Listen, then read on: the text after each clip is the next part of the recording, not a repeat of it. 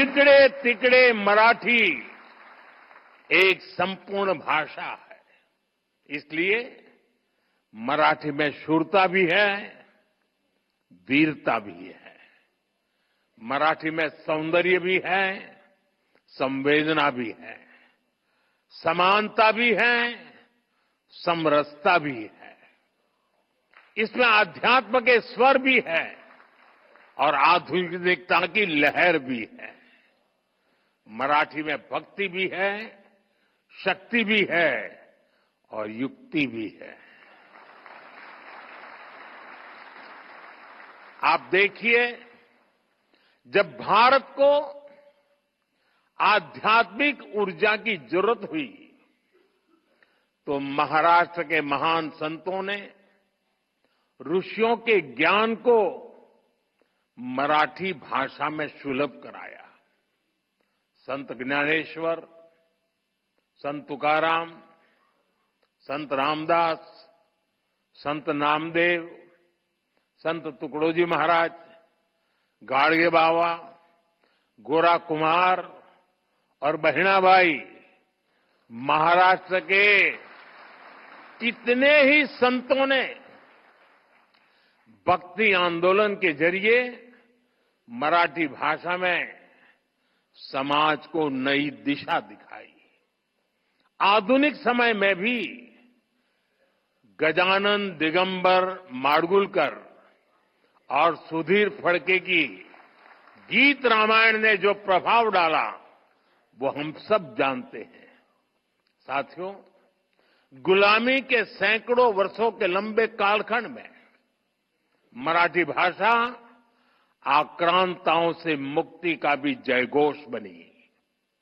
छत्रपति शिवाजी महाराज, संभाजी महाराज और बाजीराव पेशवा जैसे वीर मराठा वीरों ने दुश्मनों को नाको चने चबाना दिए, उनको मजबूर कर दिया। आजादी की लड़ाई में वासुदेव बलवंत फड़के, लोकमान्य तिलक और वीर सावरकर जैसे सेनानियों ने अंग्रेजों की नींद उड़ा दी। उनके इस योगदान में मराठी भाषा और मराठी साहित्य का बहुत बड़ा योगदान था।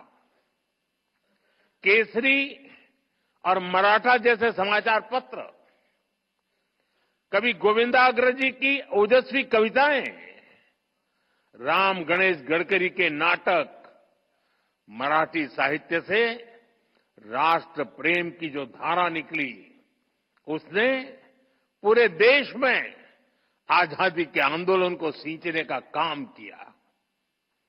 लोकमान्य तिलक ने गीता रहस्य भी मराठी में ही लिखी थी, लेकिन उनकी इस मराठी रचना ने पूरे देश में एक नई ऊर्जा भर दी थी।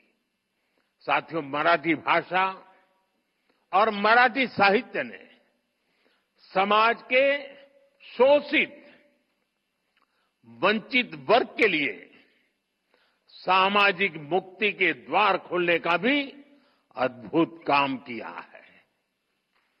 ज्योतिबा फुले, सावित्रीबाई फुले, महर्षि कर्वे, बाबा साहब आंबेडकर, ऐसे कितने ही महान समाज सुधारकों ने मराठी भाषा में नए युग की सोच को सींचने का काम किया था। देश में मराठी भाषा ने बहुत समृद्ध दलित साहित्य भी हमें दिया है। अपने आधुनिक चिंतन के कारण मराठी साहित्य में विज्ञान कथाओं की भी रचनाएं हुई हैं। अतीत में भी आयुर्वेद, विज्ञान और तर्कशास्त्र में महाराष्ट्र के लोगों ने अद्भुत योगदान दिया है। इसी संस्कृति के कारण महाराष्ट्र ने हमेशा नए विचारों और प्रतिभाओं को भी आमंत्रित किया और महाराष्ट्र ने इतनी प्रगति की है। हमारी मुंबई महाराष्ट्र ही नहीं बल्कि पूरे देश की आर्थिक राजधानी बनकर उभरी है। और भाइयों बहनों, जब मुंबई का जिक्र आया है तो फिल्मों के बिना न साहित्य की बात पूरी होगी और न मुंबई की। ये महाराष्ट्र और मुंबई ही है जिसने मराठी फिल्मों के साथ साथ हिंदी सिनेमा को ये ऊंचाई दी है। पूर्वीचा हा मंत्र आपल्या माऊलींच्या पसायदानासारखाच पवित्र।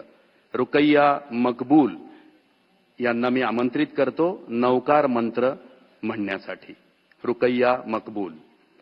अरिहंत सिद्ध आचार्य उपाध्याय साधू सज्जन या 5 शक्तींना नमस्कार करून त्यांचं अनुकरण करण्याची प्रेरणा देणारा हा मंगलदायी मंत्र आपल्या महाराष्ट्रातील सगळ्यात प्राचीन जैन गुफेमध्ये तो कोरला गेलेला आहे।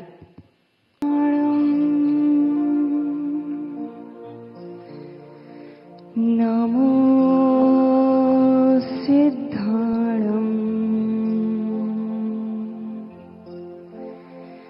नमो।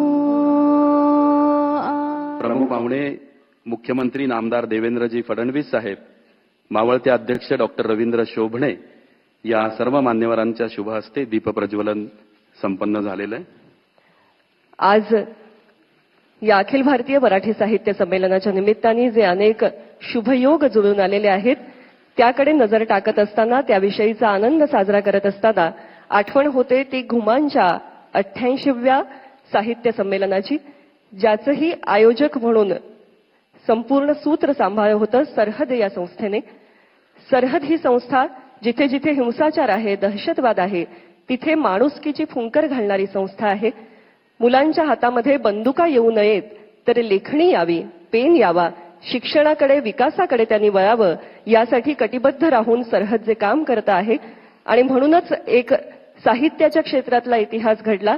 नाचू कीर्तनाचे रंगी असं म्हणणाऱ्या संत नामदेव महाराजांच्या पंजाबच्या घुमान या गावामध्ये साहित्य संमेलन साजरं झालं। हा एक सुंदर योग आहे बघा की विनोबा भावेंनी ज्यांच्याविषयी म्हटलं होतं की युद्धाने सिकंदरला जे पंजाब जिंकता आलं नाही ते नामदेव महाराजांनी प्रेमाने जिंकून दाखवलं। आपल्या माऊलींच्या पसायदानासारखाच पवित्र।